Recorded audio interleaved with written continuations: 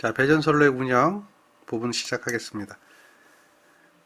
첫 번째, 배전선로의 전압 조정하는 방법에 대해서 이야기를 하는데요. 전압을 조정할 때는 어떤 걸 전압을 조정하느냐라고 하면 배전선로입니다. 송전선로가 아니고요. 무효전력을 조정한다라고 하는 것은 일단은 송전선로 쪽에서 이야기하는 거고, 배전선로 쪽에서의 전압의 조정 방법은 지금처럼 주상변압기 탭, 주상변압기 탭. 이게 탭이라고 하는 것은 변압기의 원리를 좀 배우면 쉽게 이해가 되는데요. 권수비를 변경하는 방법, 이것을 이해하시면 됩니다. 또 유도전압 조정기를 이용한다든지 단권 변압기를 이용한다든지 해서 전압을 조정한다, 이렇게 생각하시면 돼요. 변압기는 권수비라고 하는 게 있어요. 1차 전압과 2차 전압의 비인데요. A라고 하는 것은 2차 전압분의 1차 전압이 되죠. 그리고 이건 전류는 반대가 돼요. 그리고 임피던스는 제곱에 비례하고요. 권수는 이렇게 되죠. 그래서 이 이야기, 이 원리가 있는데요. 그러니까 이제 임피던스는 이렇게 되는 거예요. 임피던스는 제곱에 비례하는데,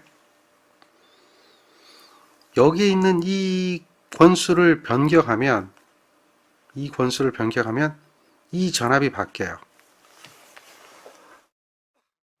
1차 측에 가한 전압을, 즉 다시 말해서 1차 측에 13200V를 가하는데 13200V를 여기다 가하잖아요. 여기다가 13200V를 가할 때 하고 똑같이 13200V를 가할 때 여기 전압이 220이 나옵니다. 여기 전압도 220이 나와요.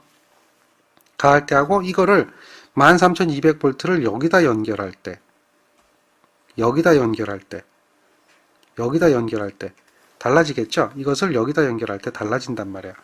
무엇이 달라지느냐? 권수 B가 달라지는 거예요. 권수 B. 이 전압은 일정한 거예요. 얘는 일정. 이해되겠어요? 일정한 거예요. 일정한 상태에서 여기에다 연결할 때 권수 B가 달라져요. 뭐가? 요것이 달라져요. 그래서 여기 전압이 변화가 되는 거죠. 바로 그 변화가 되는 것을 전압 조정이라고 그래요. 그리고 가해지는 전압, 1차 전압을 가하는 거, 요걸 갖다 우리는 뭐라고 해요? 탭이라고 하죠. 그래서 이것을 탭 체인저라고 해요. 탭 체인저. 탭을 바꿔서 전압을 조정한다. 그래서 주상변압기, 이 주상이라고 하는 것은 전주를 얘기하고요. 전주 위에 올려진 변압기. 그렇게 얘기하면 되겠죠. 그 탭 조정을 하는 겁니다. 다음에 승합기라고 하는 걸 이용해요. 승합기 또는 이제 이걸 반대로 연결하면 그가 강압기가 되거든요. 그러니까 승합기 또는 강압기라고 하는 방법으로 전압을 조정하게 되는데요. 얘는 이제 그 단권 변압기를 이용하게 돼요. 단권 변압기. 단권 변압기라고 하는 것은 뭐냐? 다음 페이지에 그림을 보면 승합기에 대한 단권 변압기가 있어요. 이와 같이 승합기에 대한 단권 변압기가 있는데, 얘는 여기 1차 전압을 가하면 변압기가 이렇게 연결된 거예요. 그러니까 이렇게 연결된 변압기가 2차가 여기 있는 거죠. 2차가. 그러니까 이렇게 2차가, 변압기 2차가 이렇게 있다면 2차가 요 위에 올라가 있으려면 요게 이런 식으로 연결이 되겠죠. 이런 식으로 연결이 돼야지 이 그림이 이게 되겠죠. 이렇게 연결한 거예요. 그래서 여기에 1차 전압을 가하면 여기에 2차 전압이 나와요. 이게 E2가 나오는 거예요. 그럼 여기 권수비 A가 있다면, 이 권수비 A가 있다면 이것을 V1을 A로 나눠줘야 2차 전압이 되겠죠. 그만큼 되어진 전압이 바로 뭐가 되죠? 그러니까 여기가 V1을 A로 나눠준 전압이 있다면 이게 V2가 되는 거예요. 그러니까 여기 V2가 되려면 이 전압에다가 더하기 이 전압이 돼야 되겠죠. 그게 V2가 돼요. 그러니까 전압이 이만큼 승합이 되는 거죠. 그러니까 여기 사이에 이렇게 걸리는 전압이 V2가 되는 거죠. 여기가. 그걸 구하는 거예요. 그러니까 V2로 승합을 할 수가 있어요. 이건 V1에다가 V1을 A로 나눠주는 만큼의 전압이 승합이 된다. 그래서 이거는 묶어내면 V1을 1 플러스 A분의 1로 해준 것만큼 전압이 커진다라고 하는 거죠. 그렇게 전압을 조절하는 것을 우리는 단권 변압기, 승합기라고 해요. 승합기의 용량이 얼마짜리를 써야 되느냐라고 묻는다면 요거에다가 요거를 곱해주면 돼요. E2 I2가 즉 다시 말해서 여기 I2가 있다라고 하면 결국 요거에다가 요거를 곱해주는 것이 되겠죠. 그게 변압기 용량이 되겠죠. 그렇잖아요. 1차 전류를 알면 요거에다가 요거 곱해줘도 돼요. 변압기 용량이니까 VI가 1차 전압, 1차 전류나 2차 전압, 2차 전류가 변압기의 용량, 즉 승합기의 용량이 되니까 그렇게 구해주면 돼요. 실제로 이제 요 E2라는 전압을 구하려고 하면 E2라고 하는 전압, 요게 E2가 되겠죠. 그럼 이 V2에서 V1을 빼줘야 E2가 나와요. 그러니까 이 E2, I2가 승합기 용량인데 이 승합기 용량을 자기 용량이라고 불러요. 자기 용량이라고 부르는데 이것은 E2, I2인데 이만큼 빼준 거죠. 그 다음에 실제 부하에는 어떻게 될까요? 부하에는 이 V2가 가해지죠. 거기에 I2가 전류가 흐르니까 용량, VI가 전력이 되니까 V2, I2가 이제 이게 부하에 가해지는 용량이다라고 하는 거죠. 그래서 부하 용량에 대한 자기 용량의 비, 부하 용량분의 자기 용량의 비는 이러한 식이 되어지고요. I2가 약분되어서 없어지니까 이러한 이야기로 우리가 이제 승합기 이론이라고 얘기하죠. 근데 요거는 이제 이 승합기 이론을 이용해서 우리 전압비만 가지고도 요거 E2, I2를 구할 수가 있다는 얘기죠. 그러니까 이렇게 구해야 되는 게 맞죠. 여기서 오메가라고 하는 값은 이렇게 구해야 되는 게 맞지만 이 전압비만 가지고 구한다면은 W를 이쪽으로 이항시키면 되니까 이게 V2분의 V2-V1의 W를 곱해주면 그러니까 여기 있는 W를 이쪽으로 이항시킨 거죠. 이렇게 이항시킨 거죠. 이런 식이 나온단 말이에요. 그러니까 이것이 동일하게 된다는 거죠. 이렇게 계산해야 되는 게 맞는데 이게 전류 구해서 집어넣고 하는 것이 어렵다는 거죠. 그러니까 간단하게 전압만 가지고도 구할 수 있게끔 해주는 것이 이제 이게 승합기 이론이죠. 근데 얘가 단상도 있고 삼상 델타 결선, 삼상 Y 결선, 삼상 V 결선 이런 걸로 나눌 수가 있어요. 요거는 이제 전기 기기에서 여러분들이 좀 더 자세하게 배워야 되는데요. 우리는 그런 것들이 있다라고 하는 것만 언급하고 가겠습니다. 이해하시겠죠? 지금 배우는 것은 우리가 변압기 이론이 안 되어 있으면 구할 수가 없는 것들이에요. 그래서 간략하게 설명을 드렸는데 여기 보시면 Y 결선도 있어요. 승합기가 여기 하나짜리가 있잖아요. 하나짜리. 하나짜리인데 지금 이런 식으로 연결하면 강압이 되어지는 거죠. 반대로 연결하면 여기가 V1, 여기가 V2면 승합이 되어지는 거고요. 이렇게 연결하는 게 Y 형태로 이게 하나짜리가 3개가 연결되는 거죠. Y 결선으로 할 수도 있어요. Y 결선으로 했을 때는 결국은 루트 3배 되어지니까 약분시켜버리면 똑같아지는 거죠. 그래서 Y 결선은 용량이 같아지는데 그거는 그렇다 치고 우리가 지금 당장 그걸 할 건 아니니까요. 이게 이제 무슨 결선도 있어요? 델타 결선도 있어요. 델타 결선은 계산하는 식이 좀 복잡해요. 식이 복잡한데 뭐 그거 다 유도할 필요는 없고요. 용량이 자기 용량과 부하 용량의 비가 좀 달라지죠. Y 결선은 똑같은데 단상하고 델타 결선은 이와 같이 좀 복잡하게 나와요. 요거는 우리가 물어본다면 전기 기기에서 물어보는데요. 공식 정도 기억하는 게 좋을 것 같고요. 요거를 계산하면 실기에는 계산하는 문제가 나올 수가 있어요. V결선도 공식 정도로 기억하는 게 좋겠고요. 요건 V결선에 대한 결선이 되겠죠. 그것도 이제 그 공식 정도로 기억하고 계산하는 것은 아마 실기에서는 좀 계산을 하셔야 될 겁니다. 근데 필기는 그럴 필요까지는 없어요. 그래서 요게 V결선에 대한 공식이다. 0.866분의 1이죠. 전압비에 대한 얘기. 요 기억하죠. V1분의 V2, V1-V2 이렇게 되는 거죠. 요거를 생각을 하시면 돼요. 근데 요거는 나중에 하고 지금은 필요 없어요. 왜냐하면 실제 시험 문제 물어보는 것은 전력공학에서는 지금처럼 이렇게밖에 안 물어봐요. 이렇게밖에. 단상에 관한 이야기를 하지 삼상에 대한 얘기는 극히 물어보는 빈도가 낮다는 거죠. 그래서 그거까지는 안 하셔도 된다. 지금 보세요. 단상이라고 얘기했고요. 승합기 한 대를 사용했어요. 변압비가 이만큼이에요. 승합 후 전압은 어떻게 될까요? 이렇게 물어봐요. 승합 후 전압이라고 하는 것은 V2라고 얘기했죠. 그럼 승합 전 전압에다가 전압비를 나눠준 것을 더해준 거라고 했던 거 기억하시죠? 이거 기억하시죠? 그러니까 이건 뭐예요? V1에다가 플러스 A분의 1의 V1이거든요. A가 이거예요. 그러니까 대입을 하면 V1에다가 A는 뭐예요? A분의 1이니까 뒤집어져야 되겠죠. 요게 A잖아요. A는 2,2분의 2원이잖아요. 그러면 a분의 1이라고 하는 것은 역수잖아요. 그러니까 2원분의 2가 되는 거죠. 역으로 돼야 되는 거죠. 그러니까 역으로 가야 돼. 그게 V1이 된다. 이 이야기가 되겠죠. 결국은 이 식을 바르게 표현한 것은, 요 식을 바르게 표현한 것은 요게 되겠죠. 그것을 물어보는, 요런 정도입니다. 이 뭐 특별하게 어려운 걸 묻는 건 아니에요. 승합기에 대해서 이런 그 승합에 대한 전압이라든지, 또는 이제 승합에 대한 전압을 묻는 거, 그 다음에 승합기 용량을 묻는 거예요. 지금 이거는 이제 부위결선에 대한 부분이에요. 이런 것은 이제 좀 어렵게 나올 때 이렇게 나와요. 이게 이제 6300에 접속했는데 6600에 210입니다. 자, 승합된 전압을 물어봤어요. 이렇게 물어봐요. 승합된 전압은 똑같아요. 승합된 전압은 부위결선을 할 땐 선간전압과 상전압이 같기 때문에 우리 그렇게 배웠죠. 회로 이론에서. 그러니까 V2라고 하는 전압은 V1이라는 전압에 V1을 A로 나눠주는 것이 되겠죠. 그러니까 이게 6300이 되겠고요. 더하기 V1을 A로 나눠주죠. 6300을 A로 나눠주니까 A를 곱해주는 거죠. 역으로 곱해주는 거죠.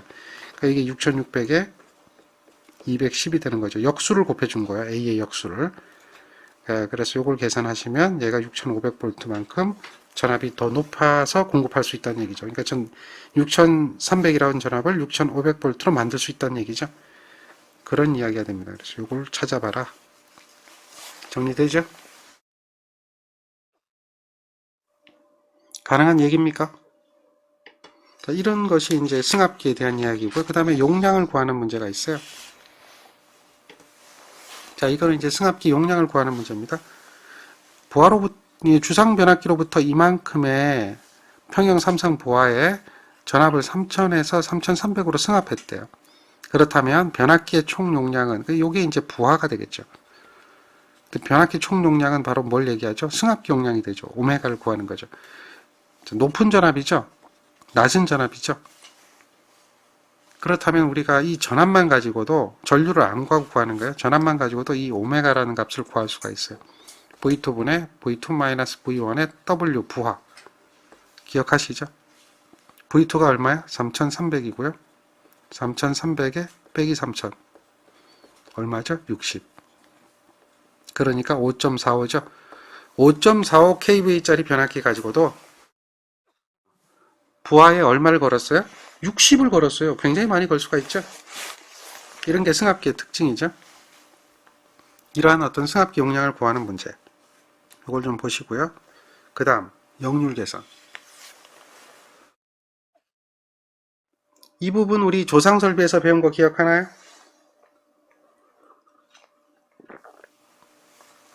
조상 설비 부분.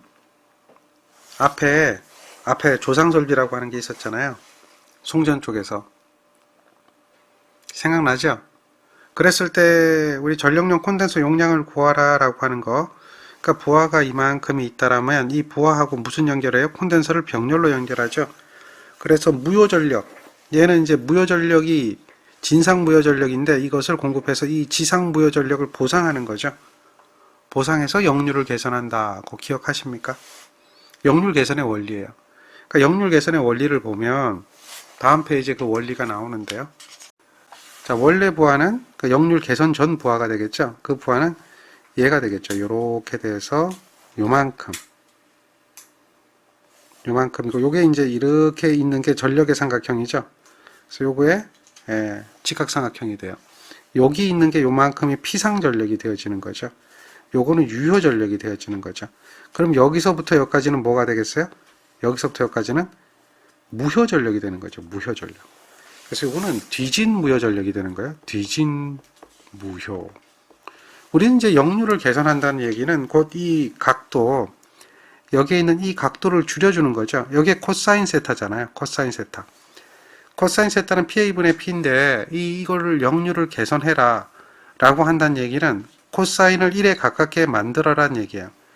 코사인 세타를 1에 가깝게 만들려면 이 각도는 어떻게 돼야 돼요? 커지면 안 되고 어디에 가까워야 돼요? 0에 가까워져야 되겠죠. 이 각도가 커지면 안 되고 각도가 0에 가까워져야 돼요. 점점 줄어들어야 된다는 얘기죠. 그래야 우리가 이제 역률이 개선이 된다는 거죠.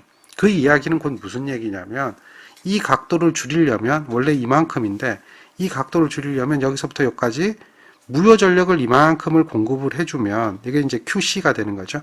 그러면 무효전력 양이 원래 이만큼 있던 게 무효전력이 요만큼으로 줄어들죠.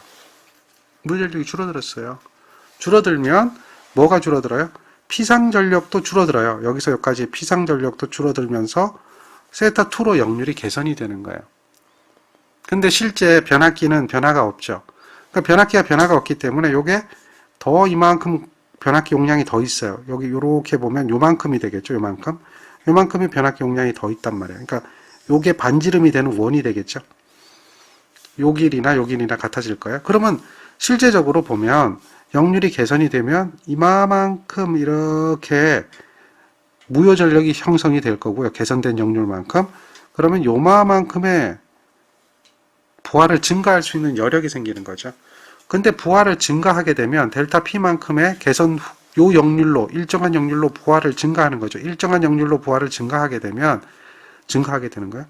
증가하게 되면은 실질적으로 무효 전력은 얼마예요?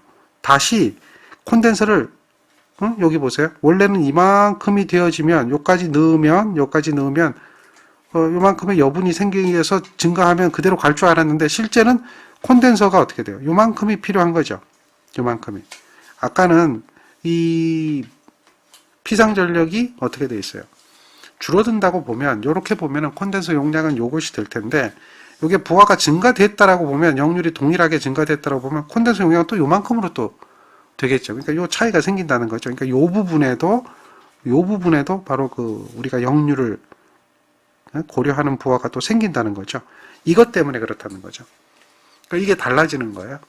그래서 무슨 얘기냐? 역률을 개선하게 되면 어떤 부분이 좋아지느냐라고 하면 역률을 개선하면 바로 이러한 부하가 증가될 수 있는 여력이 생긴다든지 또는 설계 초기 단계라고 한다면 역률을 나쁘게 설계했던 것보다는 역률을 좋게 설계를 하게 되면 이만한 피상전력이 필요한 게 아니라 요만한 피상전력 여기서부터 여기까지만한 피상전력이 필요하기 때문에 오히려 작은 변압기를 설치해도 된다든지 하는 그런 설계에 대한 초기 단계에서는 그런 것을 찾아낼 수가 있다는 거죠. 또한 역률을 개선하게 되면 전력 손실을 줄일 수가 있어요. 전압 강화 이것들을 줄일 수가 있는 거죠. 그런 그 좋은 점을 가지고 있는 것이 역률을 개선하는 것이다. 이렇게 기억하시면 돼요. 실제 역률을 개선하는 콘덴서 용량을 구하라라고 한다면 우리가 지금 필기 시험 수준에서 보면 단순하게 지금 이것처럼 변압기를 동일하게 공급한다는 조건이 없다라고 본다면 여기서부터 여기까지가 QC가 되겠죠. 요것이 우리가 이제 콘덴서 용량이 되겠죠. 그 용량은 이 전체 무효 전력에서 요 무효 전력을 빼준 거죠. 요 전체 무효 전력에서 요 무효 전력을 빼준 겁니다. 그게 간단해요. 어려운 얘기는 아니에요. 요게 유효 전력이라고 한다면 요 전체 무효 전력은 어떻게 될까요? 우리가 이제 회로 이론에서 배웠던 거고요. 또 뭐 기본적으로 공학 기초 시간에 했던 건데 이렇게 돼 있잖아요. 여기가 A라면 요게 B라면 탄젠트 세타는 어떻게 될까요? 탄젠트 세타라고 하는 것은 A분의 B가 되겠죠. 그러니까 B라고 하는 것은 A 탄젠트 세타가 되는 거죠.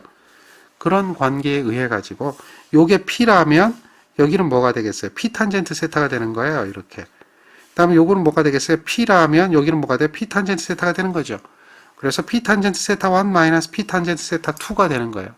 그러니까 콘덴서 용량을 구하라, 이 QC 값을 구하라고 한다면 P 탄젠트 세타 개선 전 1 마이너스 P 탄젠트 세타 개선 후가 되겠죠. 그래서 이것을 P로 묶어주면 뭐가 돼요? 탄젠트 세타 1 마이너스 탄젠트 세타 2가 되는 거죠. 이게 탄젠트는 뭐가 돼요? 코사인 세타분의 사인 세타죠. 그리고 이 P는 뭐가 되죠? 킬로와트였죠. 분명 유효 전력이었죠. 유효 전력이었다라고 하는 걸 알 수가 있죠. 그래서 콘덴서 용량은 얼마가 필요한가라고 물어보면 P 탄젠트 세타 1 마이너스 탄젠트 세타 2만큼이 필요하다. 이렇게 예제를 볼 수가 있는 거예요. 그리고 이 식은 다시 적어보면 P에다가 탄젠트는 코사인 세타분의 사인 세타죠. 코사인 세타 1분의 사인 세타 1으로 놓을 수가 있는 거죠. 마이너스 코사인 세타 2분의 사인 세타 2로서도 이야기해도 된다는 거죠. 그래서 이 식이 이렇게 바뀌어져 가는 것을 우리는 이야기할 수가 있습니다. 가능하죠. 사인 세타는 우리 알잖아요. 사인 세타는 1 마이너스 코사인 자승 세타의 루트를 씌워준 거니까 대신 넣은 거죠. 요식은 그렇게 해서 바뀐 거예요.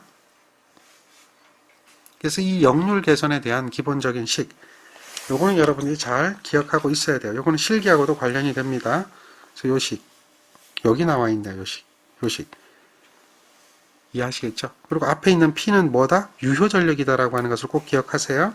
세타 1을 세타 2로 계산하는 겁니다. 정리가 되겠습니까? 자, 역률 개선에 관한 이야기입니다. 이렇게 해서 어떻게 한다? 역률을 개선한다. 콘덴서 용량을 구한다. 이것은 이런 직각삼각형에서 만들어내는 겁니다. 자, 이 문제 하나 볼까요? 예제인데요.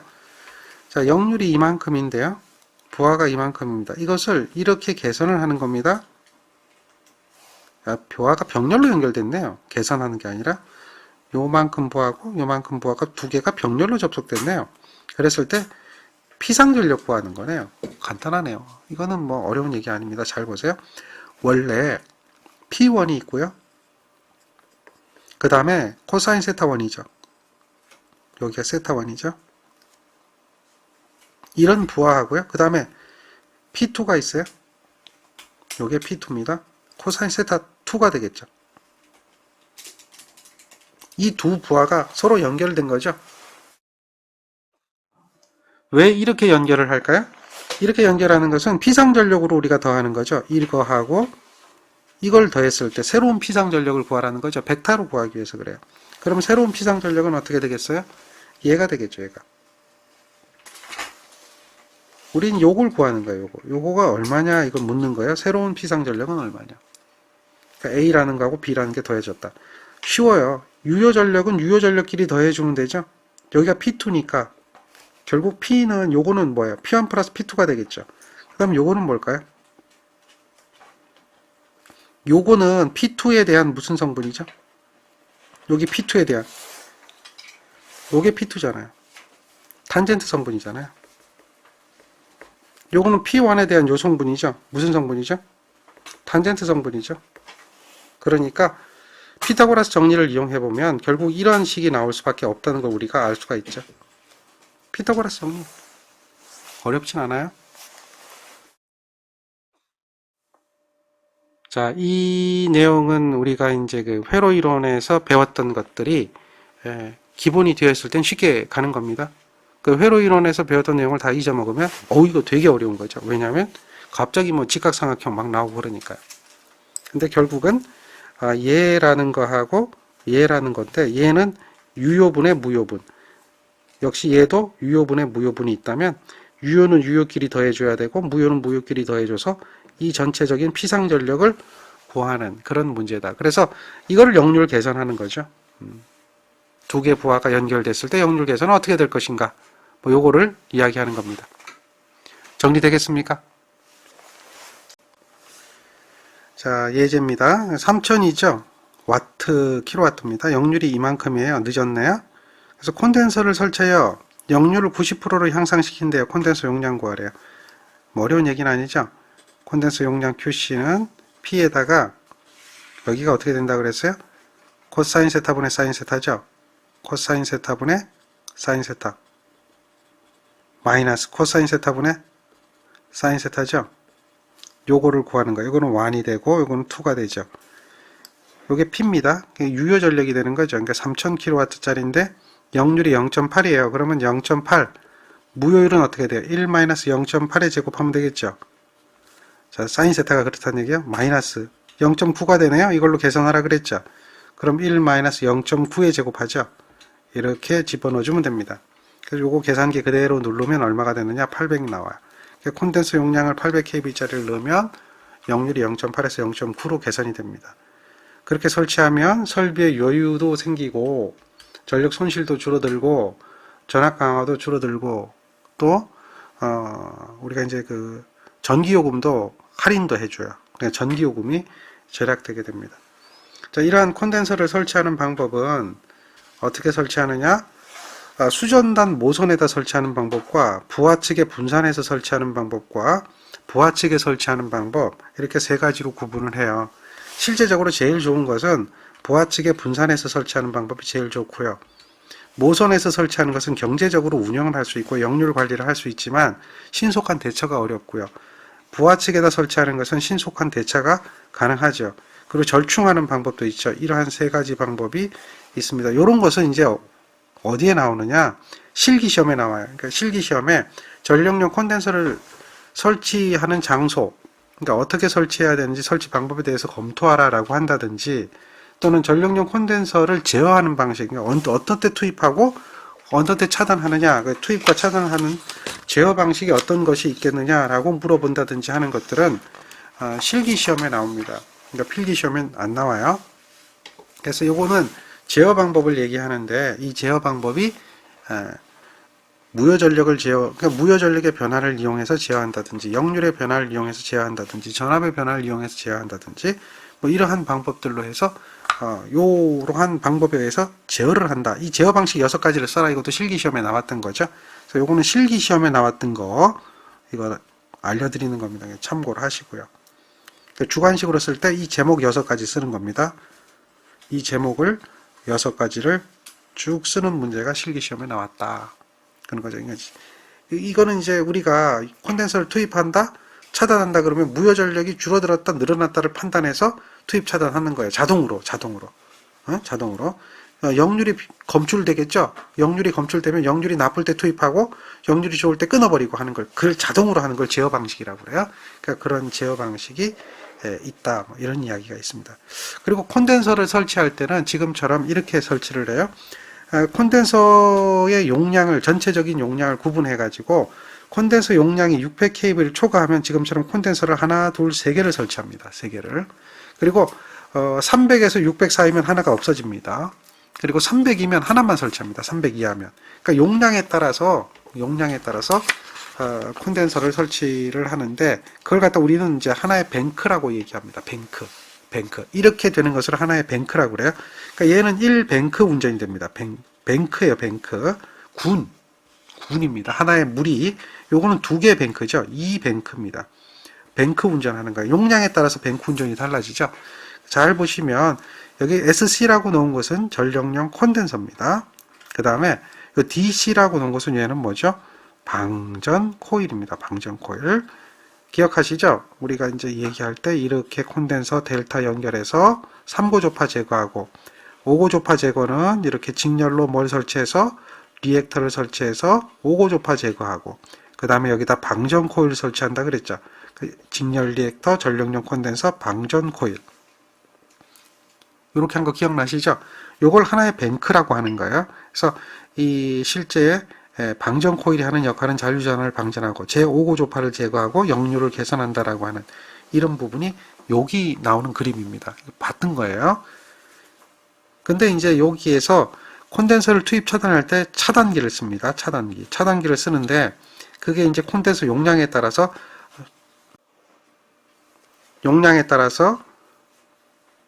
차단기 대신에 원래 차단기 쓰지만 OS, 또 인터럽터 스위치 또는 COS 이런 것을 써서 요거를 대체할 수 있다, 뭐 이런 이야기죠. 그러니까 이거는 이제 콘덴서 용량에 따라서 300 단위로 이거 군을 나눠서 설치한다. 그러니까 600짜리 하나를 설치하지 않는다는 얘기죠.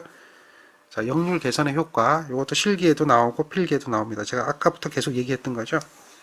전력 손실 줄어들고, 전압 강화 줄어들고, 설비가 여유가 생기고, 전기요금도 줄어든다. 이해되시겠죠? 자, 문제 볼까요? 이 문제 답이 보입니까? 답을 한번 찾아보세요.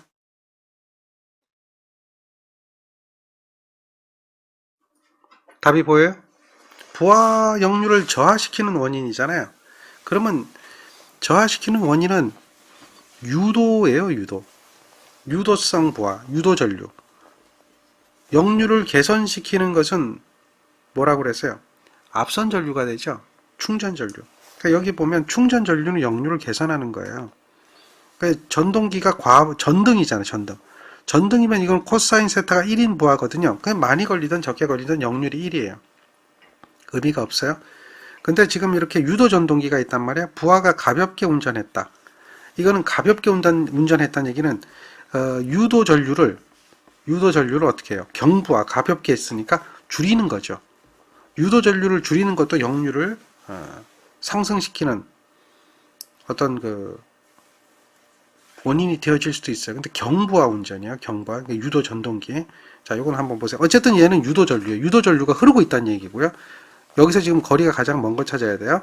충전 전류는 개선이 되는 거니까 얘는 답이 아니겠죠. 그러니까 요거 두 개는 답이 아닐 거고 둘 중에 하나인데 동기조상기를 중부하 운전한다고 그래요.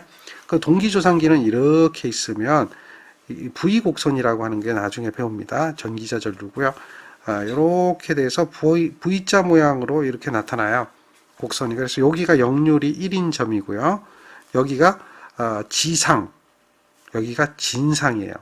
그래서 이 여자를 증가시켜주면 역률이 점점 이게 나쁜 역률에서 좋아지다가 여기서부터 역률이 더 좋아져서 얘는 콘덴서가 되는 거예요. 콘덴서가 되고 얘는 뭐가 돼요? 리액터가 되는 거예요. 그러니까 콘덴서 역할을 해준 거예요. 얘가 이제 중부하 운전. 그러면 얘는 충전 전류가 된단 말이야. 충전 전류가 돼요. 그러니까 여기서 유도 전류를 경부하 운전 이것도 이제 줄이는 거니까 역률이 좋아지긴 좋아져요. 그렇지만 실질적으로 역률이 중부하부에서 경부하 운전하면 역률이 이게 좋아지긴 하지만 가장 거리가 먼 거 찾아보면 요거밖에 없겠죠. 어쨌든 얘는 유도 전류니까. 유도 전류가 흐르면 역률이 저하되잖아요. 비교하면 중부하고 비교하면 아무래도 개선이 되겠죠. 그렇지만 경부하도 유도 전류거든요. 그러니까 여기서 찾아보면 역률을 저하시키는 원인이 어떤 것인가 이걸 우리가 알 수가 있다는 얘기죠. 그러니까 충전 전류가 아닌 걸 찾으시면 된다는 거죠. 자, 이거는 이제 중부하는 요쪽이 중부하고 되고 중부하예요. 여자가 많이 가는 거. 요쪽이 경부하예요. 경부하. 그러니까 이 중경에 대한 이야기는 무거울 중자하고 가벼울 경자입니다. 그러니까 부하가 많이 걸리면 중부하, 부하가 적게 걸리면 경부하 이렇게 여러분들이 보시면 됩니다. 역률 개선에 따른 효과로 적합하지 않은 거 찾아봐라 이런 얘기거든요. 아까도 얘기했죠. 전압강화 전력 손실 줄어들고 전기요금도 절감된다고 그랬죠. 근데 이제 여기 보면 선로의 절연에 요구하는 비용이 절감된다. 이건 전압이 줄어든다는 얘기인데 그거하고는 거리가 없죠. 뭐 이런 거 거리가 멉니다. 그거는 관계가 없죠. 자, 그다음 역률을 우리는 이제 얼마까지 보상을 해줘야 되느냐, 그러니까 개선해줘야 되느냐 그러면 역률이라고 하는 역률계를 보면 역률계는 가운데가 1입니다. 그리고 이렇게 좌우로 움직이게 돼 있어요. 그래서 여기가 지상이고 여기가 진상이다 그러면 역률이 1이 최대가 되는 거예요. 근데 1보다 커지게 되면 다시 0.9로 가게 돼요. 1보다 커지게 되면 0.99, 0.98 이렇게 가는데 그걸 갖다 우리는 진상 역률이라고 그래요. 그러니까 역률이 1.1, 뭐 1.2 이런 역률은 없어요. 역률이 1이고 역률 1에서 더 콘덴서 전류를 많이 흘려버리면 이 이야기가 되겠죠. 아까도 우리가 역률을 개선할 때 이렇게 봤잖아요. 이게 무효전력이고 그래서 역률을 개선한다는 이야기는 여기를 줄여준다 그랬잖아요. 여기서 이렇게 있던 것을 콘덴서를 이만큼 넣어서 이만큼 줄여줬죠. 근데 얘를 더 집어넣으면 이만큼 더 줄어들 거 아니에요. 더 집어넣어서 역률을 1을 만들면 무효전력이 없어지는 거죠. 근데 이걸 더 집어넣어버리면 이렇게 가버려요. 그러면 이거는 뭐죠? 다시 0.9가 되는 거죠. 그러니까 여기가 이렇게 간단 말이에요. 그럼 여기가 지상이면 여기는 뭐가 돼요? 진상 역률이에요. 그러니까 여기가 역률이 1인 단계에서 다시 여기는 0.9, 0.8 이런 식으로 가게 돼 있단 말이야. 그러니까 역률 1 이상은 없다. 그래서 이것을 우리는 무슨 상태라고 부르냐면 과보상한다 이렇게 얘기해요. 그러니까 역률이 과보상한다. 그 과보상한다는 얘기는 이게 진상 역률이 됐다라고 하는 거야. 그러면 그거는 역률이 나쁜 거 밑으로 갔든 위로 갔든 간에 역률이 나쁜 거하고 동일해요. 동일한 거예요. 그러니까 역률 저하고 동일한 형태의 손실이 발생된다는 거죠. 단 이제 지상 전류에 의한 손실이 발생하는 거예요. 너무 이렇게 콘덴서 전류가 많이 흐르니까. 그리고 콘덴서 전류가 흐르면 전압강화도 우리가 이제 이렇게 생겼잖아요. 원래 전압강화는 이렇게 돼서 전류가 이렇게 있으면 이렇게 전압강화가 생겼잖아요. 그래서 전압강화가 플러스 되는 형태가 되었는데 진상 전류가 되면 이렇게 됐다가 전류가 이렇게 흐르면 전압강화가 이렇게 생기죠. 이거는 우리 무슨 현상이라고 그랬어요? 이렇게 되는 것은 전압강화가 마이너스 형태로 들어오죠. 이런 현상을 뭐라고 그랬어요? 페란트 현상이라고 그랬죠. 그러니까 전압이 어떻게 돼요? 전압이 높아지는 현상이 생기는 거예요. 전압 상승, 단자 전압이 높아지는 현상이 생기는 거예요. 전압강화가 마이너스 형태가 되는 거니까 그런 형태로 생기는 거죠. 이런 부분이 생기고 따라서 그거에 의한 문제점들이 생길 수가 있는 것이 과보상했을 때 문제점이에요. 그래서 과부상하게 되면 역률 저하 전력 손실 증가는 동일하고요. 전압도 올라가고요. 요게 이제 차이가 생기는 거죠. 이런 부분이 또 차이가 생기는 거죠. 그래서 과부상하지 않고요. 그럼 역률을 얼마까지 유지해 줘야 되느냐라고 하면 97% 정도를 가장 좋게 이야기를 하고 있습니다. 97%, 0.97. 1로 계산하는 거 아니에요? 0.97로 계산한다. 정리하실 수 있겠죠? 예. 그 다음에 이제 콘덴서의 사고 원인은 한번 뭐 이러한 사고들이 있을 수 있다라고 하는 거고요. 콘덴서의 부속 설비는 방전 코일이 있다. DSC 또는 DC. 잔류 전하를 개로 후에 5초 이내 50V 이하로 저하시키는 능력을 가진 것이 방전 코일이다. 잔류 전하 방전 뭐 이렇게 기억하고 계시죠. 콘덴서가 충전되어 있으면 사고가 일어나니까요. 전하를 방전해야 된다. 실제 모양은 이와 같이 생겼어요. 그리고 직렬 리액터 이것도 뭐 방전 코일하고 크게 외형적으로 봤을 땐 구분하기 힘들죠. 근데 리액터로 돼 있고 이것도 방전 코일로 돼 있어요. 같은 어떤 코일 성분이죠. 근데 얘는 이제 제5구조파를 제거하기 위해서 쓴다.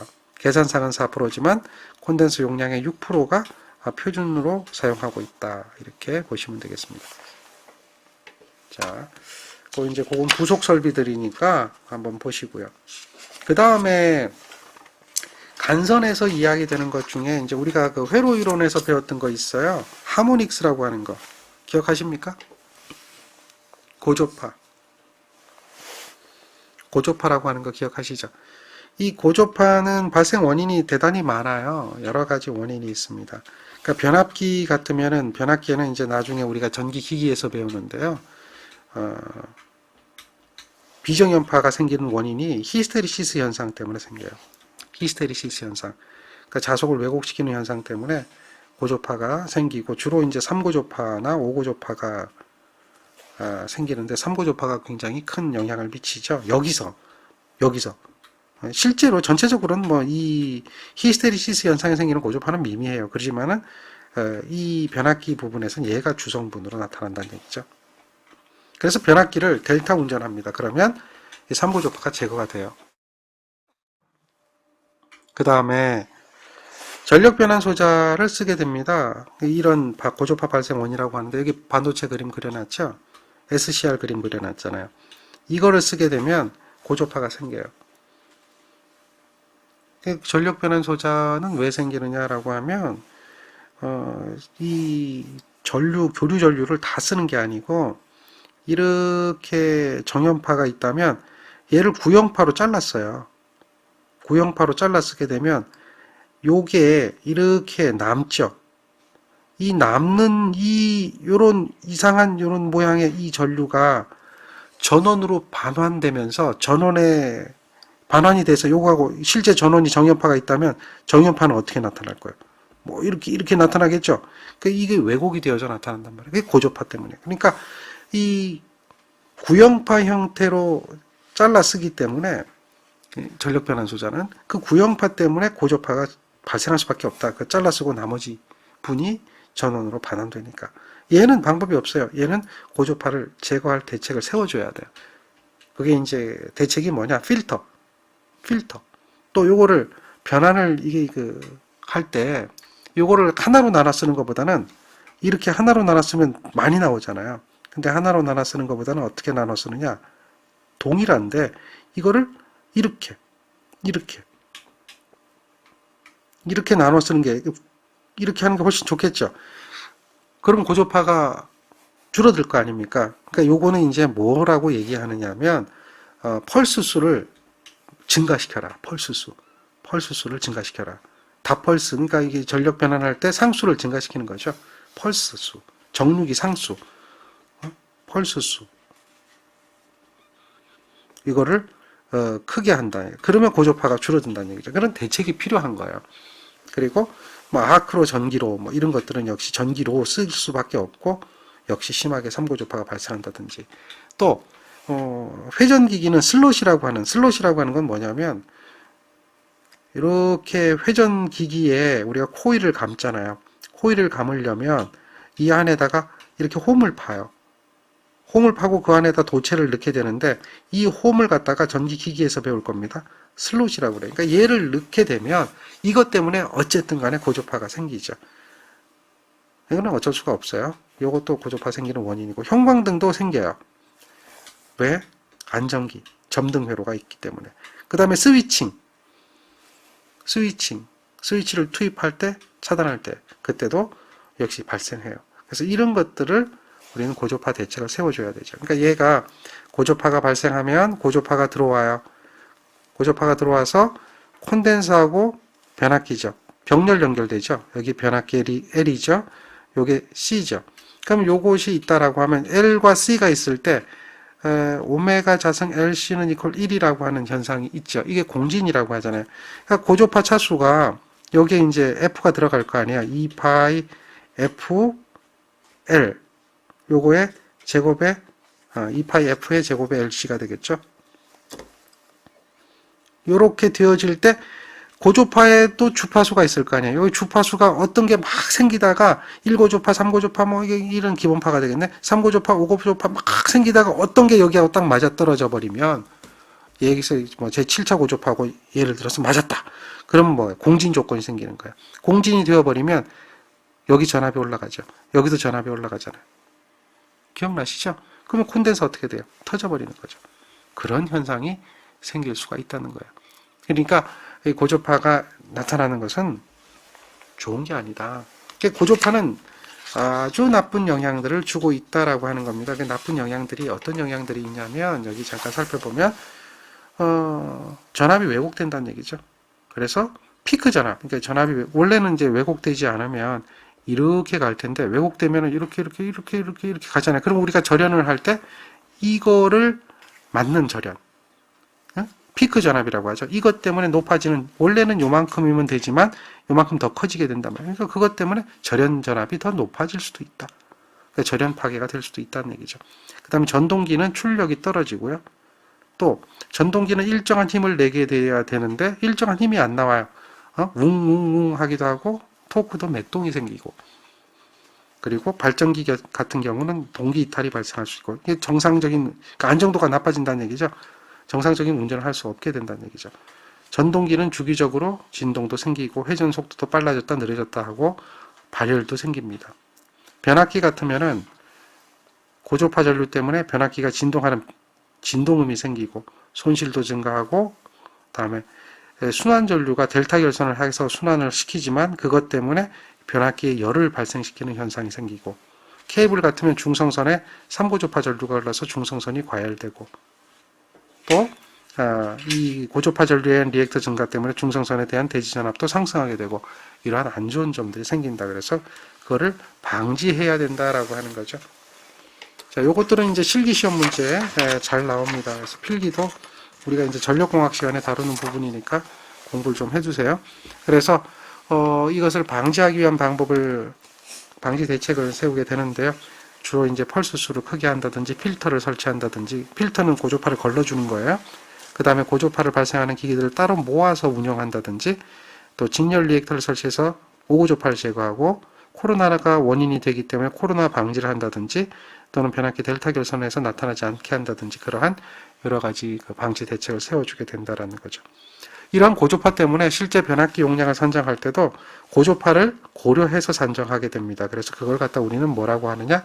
K 팩터라고 하는 걸로 이용해서, 그러니까 고조파가 많을 경우에 고조파에 대해서 견딜 필요가 있으니까 변압기 용량도 크게 할 필요가 있다라고 해서 적용하는 계수가 있어요. K 계수. 그걸 적용해서 실기시험 문제 나왔습니다. 적용해서 변압기 용량도 구한다 하는 것까지가 우리가 이제 그 전력공학의 10장의 마지막입니다. 자, 그렇다면 10장에 관련된 문제 한번 볼까요? 자, 관련도 문제. 요거는 이제 우리가 승합기 배웠죠? 승합기가 공급할 수 있는 전력, 이걸 묻는 거잖아요. 승합기 용량을 묻는 거죠. 이거는 앞에서 봤을 때 V2분의 높은 전압이죠. 마이너스 V1의 W 부하를 곱해준 거죠. 요거 찾는 거예요. 요거 찾는 거예요. 이해되겠죠? 부하에 공급할 수 있는 전력을 찾는 겁니다. 이건 승합기죠. 승합기. 그러면은 부하에 공급할 수 있는 전력 W는 어떻게 될까요? 이거 반대가 되겠네요. V2-V1 분의 V2에다가 오메가 승합기 용량 해주면 되겠죠. 자, 여기서는 자기 용량이라고 했으니까 얘가 오메가가 되죠. 오메가 이퀄 W로 지금 얘기했네요. 그러니까 요걸 찾으면 뭐가 될까요? 요게 되겠죠. 요거 V 하이가 되니까 2라고 했네요. V2는 V2에서 이게 낮은 전압이 2가 되겠네. 이게 1이고, 이게 V1이고. 그럼 틀렸네요. 그럼 요거 V 하이는 V2가 되겠죠. 2는 이건 뭐가 돼요?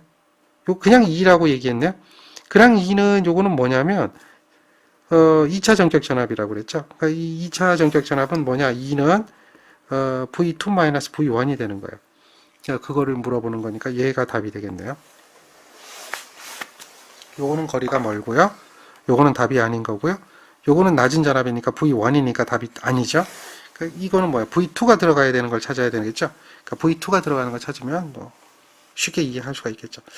자, 그 다음에 요거는 이제 그 승합기인데요. 여기에 보면은 3000V를 가했어요. 3000V를 가했는데, 자, 이게 이제 변압기에 대한 권수비가 되겠죠. 부하는 이만큼이 걸려 있어요. 그랬을 때 전압을 상실시킬 때 몇 kV의 변압기를 택하면 좋겠느냐. 그러니까 이게 자기 용량 오메가를 구하라 이런 이야기가 되는 거죠. 오메가를 구하라. 그 오메가를 구하라 그러면 E2, I2 하면 돼요. 근데 E2, I2를 하려면 E2를 구하고 I2를 구해야 되고요. E2를 구하고 I2를 구해야 돼요. 그렇다면은 E2, I2가 되든지 또는 뭐 요거가 V2분의 V2분의 V1의 마이너스 V2의 마이너스 V1의 W를 한다든지 이거 둘 중에 하나를 해주면 되겠죠. 근데 여기서도 V2는 구해야 돼요. 그럼 V2라고 하는 것은 결국은 뭐냐? 2차 전압인데 1차 전압에다가 뭘 해줘야 돼요? 이렇게 되어지는 거 기억하시죠? 그 공식이 필요한 거예요. 그러니까 V1을 A로 나눠주는 권수비 A로 나눠주는 전압을 우리가 구해야 된다. 그러니까 2차 전압이죠. 부하에 가해진 전압을 구해야 된다. 1차에 가해진 전압이 3000V를 가했거든요. 그러면 1 플러스 권수비가 이거잖아요. 200분의 3300이죠. 그 역수니까 3300분의 200이 되는 거죠. 이렇게 계산해 주는 거예요. 그럼 요걸 계산하면 2차 전압이 3200V가 나옵니다. 따라서 여기다 간단하게 넣으면 얘가 얼마가 돼요? 3200에 마이너스 3000이 되겠죠. 3000V를 가했으니까 부하는 얼마냐? 60kW예요. 근데 여기서는 kV로 물어봤잖아요. 그러니까 60kW를 역률 얼마로 나눠줘요? 0.85로 나눠주면 되겠죠. 그러면 얘가 4점 얼마 나와요. 그러면 4점 얼마짜리는 못 쓰죠. 4보다 큰 거 써야 되죠. 4.xx 나온다면 그거보다 큰 5가 답이 된다. 이렇게 계산을 하시면 되겠습니다. 요게 이제 승합기 계산하는 거예요. 정리가 되죠. 그 다음 거 한번 볼까요? 자, 이거는 무슨 문제일까요? 배전계통에서 콘덴서를 설치하는 것은 여러 가지 목적이 있으나 왜 콘덴서를 설치하느냐라고 물어보면 역률을 계산하는 거죠. 그 역률을 계산하는 가장 큰 이유는 손실을 줄이기 위해서예요. 배전선로에서 발생되는 전력 손실을 줄여야 효율이 높아지겠죠. 그러한 것을 주 목적으로 하기 때문에 역률을 계산하고요. 그 손실이 줄어드니까 전기요금도 더 어떻게 해요? 절약되고 하는 거죠. 자, 그 다음 15번째 문제가 있네요. 15번 문제, 10-15번 문제. 요거 한번 볼까요? 3상 배전솔로의 말단에 지상 역률이 0.8이고요. 부하가 160입니다. 요만큼이 있어요. 자, 부하 병렬로 전력용 콘덴서를 접속해서 선로 손실을 최소로 하려면 전력용 콘덴서 용량은 얼마가 될까요? 이렇게 물어봤어요. 최소로 한다는 얘기는 이거는 뭐예요? 역률을 계산하는데 역률을 얼마로 계산하겠다? 100%로 계산하겠다는 얘기죠. 그러면 100%로 계산한다는 얘기는 무효 전력만큼을 공급하겠다는 얘기죠. 지금 이만큼이 부하가 있는데 이렇게 보면 여기가 160이에요. 여기가 0.8이에요. 그럼 얘는 어떻게 돼요? 160에 탄젠트 세타 성분이니까 0.8분의 0.6이라고 하는, 그래서 120만큼의 무효 전력이 존재하게 되는데 이거를 역률을 100%로 계산하려면 이만큼을 다 공급하는 거죠. 이만큼을 다 공급해야 최소가 되는 거죠. 그러니까 120만큼 공급한다. 그 얘기를 하는 겁니다. 이제 삼각형 그려가면서 계산해 보시면 훨씬 더 쉬워요. 역률이 80%를 100%로 계산하려면 이 얘기예요. 만약에 그림을 그리지 않는다라고 한다면 160에다가 80%잖아요. 그러면 0.8에 0.6이 되겠죠. 그러면 1이 되잖아요. 1, 그 다음 뭐가 돼요? 0이 되겠죠. 코사인 1이면 무효율은 0이 되잖아요. 이렇게 되죠. 이게 Q가 되는 거예요. 요거 계산하면 이게 120이에요. 공식에 집어넣어도 무리 없죠. 다음 문제 볼까요? 자, 이해가 안 되면 이야기하시면 돼요.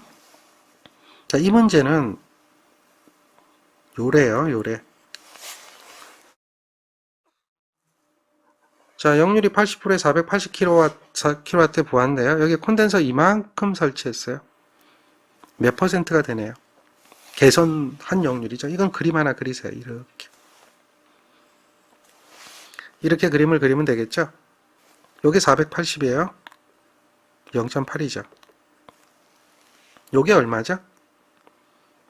480에 0.8에 0.6이죠. 여기서. 자, 요거는 얼마죠? 요거는 우리가 알 수 있죠? 480을 0.8로 나누면 되겠죠? 이렇게 0.8로 나눠주면 돼. 자, 근데 우리가 이제 요거 계산해 보세요. 얼마 나옵니까?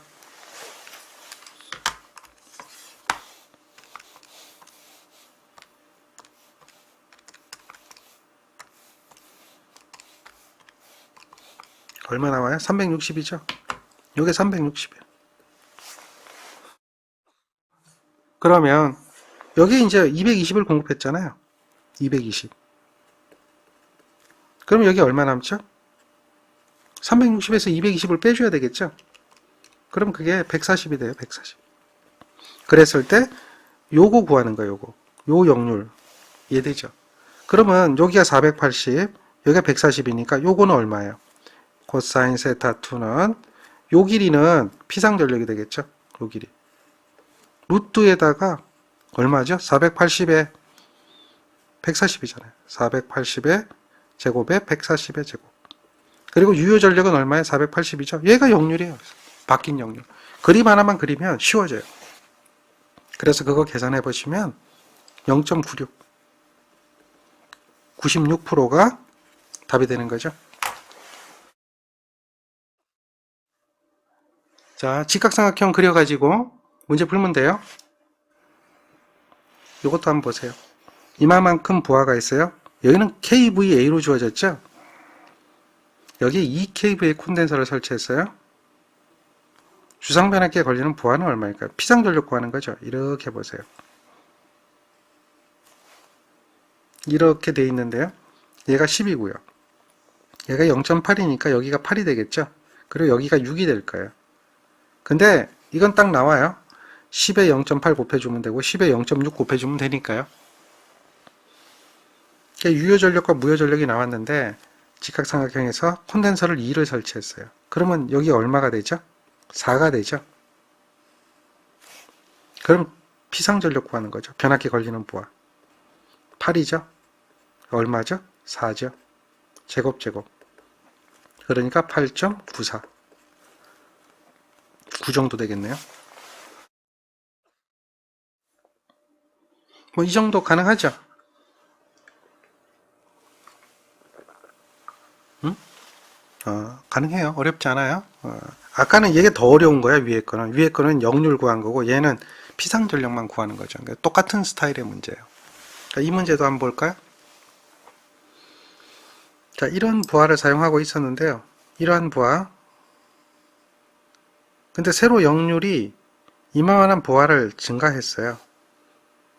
그러면 이제 아까 우리가 배웠던 거하고 똑같은 건데 60에 0.8이 있었어요. 60에 0.8. 그럼 여기가 얼마죠? 60에 0.8이잖아요. 그러면 60에 0.8이니까 탄젠트를 구해야 돼요. 0.6, 0.8 이만큼 45가 되죠.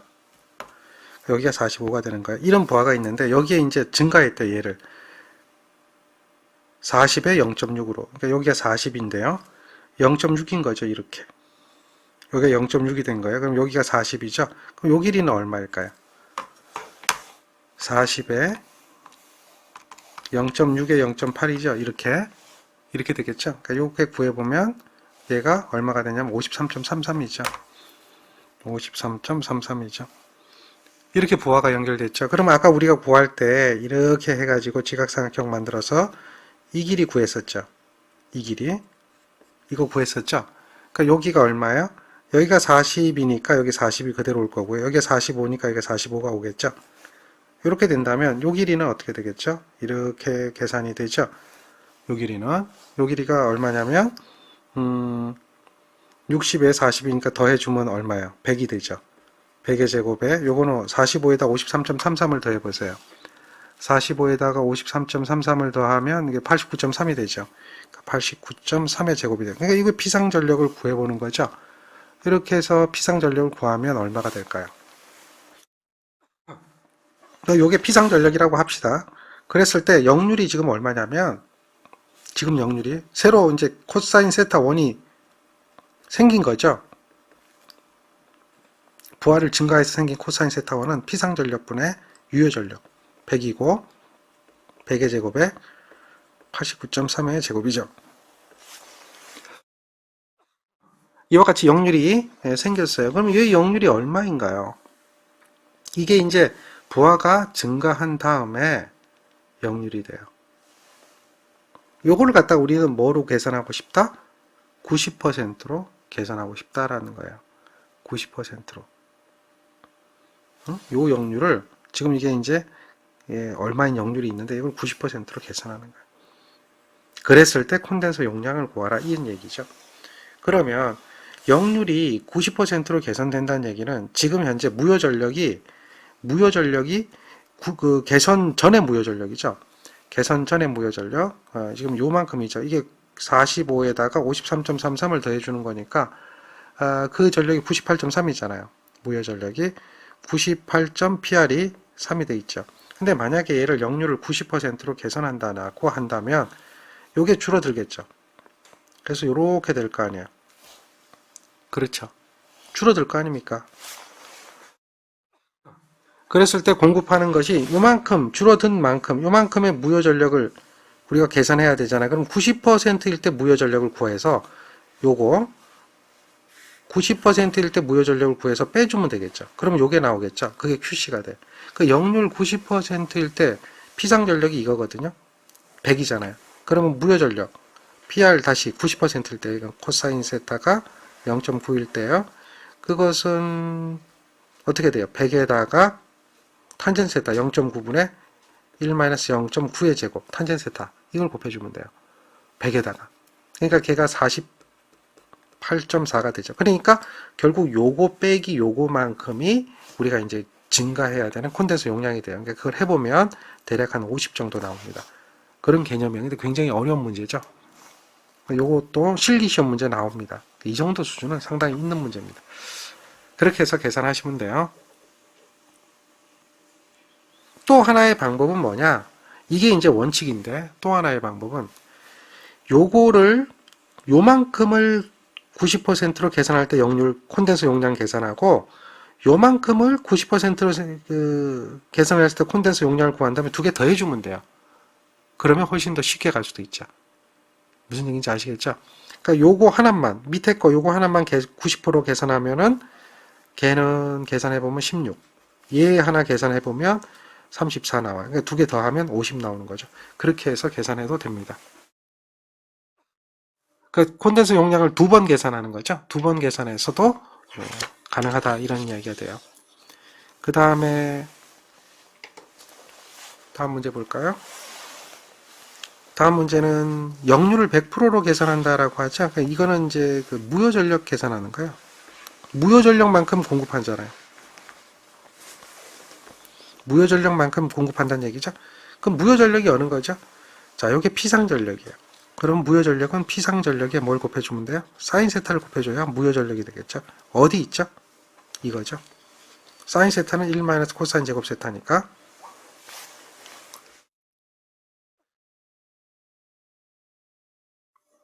자, 그 다음 거 볼까요?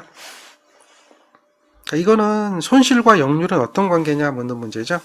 부하 역률이 이만큼인데 손실은 1일 때에 어떻게 되느냐? 그 손실식을 기억하시면 되죠. 어떻게 되죠? V의 제곱에 코사인의 제곱에 세타의 P의 제곱에 R이죠. 그러니까 이 코사인 제곱 세타에 반비례하죠. 그런 이야기예요. 그러니까 요거를 알고 있으면 다음 문제들이 쉬워져요. 다음 문제들이. 여기 보세요. 자, 여기 보면 선로 역률이 이만큼인데 이만큼으로 계산했죠. 손실은 어떻게 될까요? 제곱에 반비례한다고 그랬죠.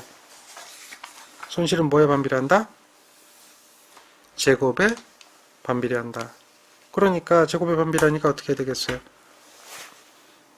PL은 제곱에 반비례하는 거예요. 제곱에 반비례 PL 손실이니까 이렇게. 역률이 얼마에서 얼마로 갔어요? 0.8에서 0.9로 갔죠. 이 계산하면 요 앞에 거 계산하면 1.3 PL이 되죠. 이렇게 나와요. 그 다음 거 볼까요? 자, 그 다음 거는 85%에서 80%에서 95%로 계산했네요.